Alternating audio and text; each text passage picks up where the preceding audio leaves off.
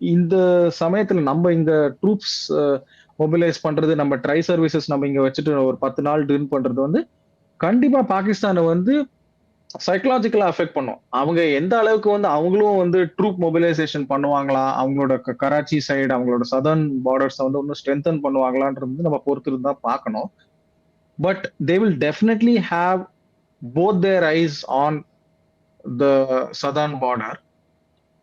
But இதே தருணத்துல வந்து அவங்களோட நார்தர்ன் சைடுல வந்து ஆப்கானிஸ்தான் தாலிபான் வந்து ஆர் தெஹ்ரிகே தாலிபான் பாகிஸ்தான் டிடிபி வந்து அவங்க என்ன மாதிரி தாக்குதல்கள்ல வந்து ஈடுபடுவாங்க? நம்ம பாலூச்சிஸ்தான் டெரரிஸ்டையும் நம்ம மறந்துடக்கூடாது. அவங்க என்ன மாதிரி பிரஷர் போடுவாங்க? ஸோ இந்த 10 நாட்கள்ல வந்து நெறைய விஷயங்கள் நடக்கலாம். ஏன்னா இது 2 நாளோ, 3 நாளோன்னா அவங்க வந்து சப்போஸ் அவங்களோட ஆர்மி வந்து ஸ்ட்ரெச் ஆகல அப்படின்னா 2 நாள், 3 நாள் ஸ்ட்ரெச் ஆனா கூட அவங்க வந்து கொஞ்சமாவது ஏதாவது தாக்கு பிடிச்சு ஏதாவது பண்ணிரலாம். பட் ம். 10 days is a very long period in such kind of precarious situation. So suppose அவங்க வந்து போதுமான ரிசோர்ஸஸ் வந்து நம்ம நம்ம ட்ரில் நடத்துற சமயத்துல வந்து கொஞ்சம் அவங்க வந்து கராச்சி சைடு கொண்டு வராங்கன்னா, அதே சமயத்துல வந்து அவங்களோட நார்தர்ன் ஃப்ரான்டியர்ஸ்ல வந்து என்ன மாரி பிரச்சனைகள் இருக்குன்னு நம்ம சொல்ல முடியாது.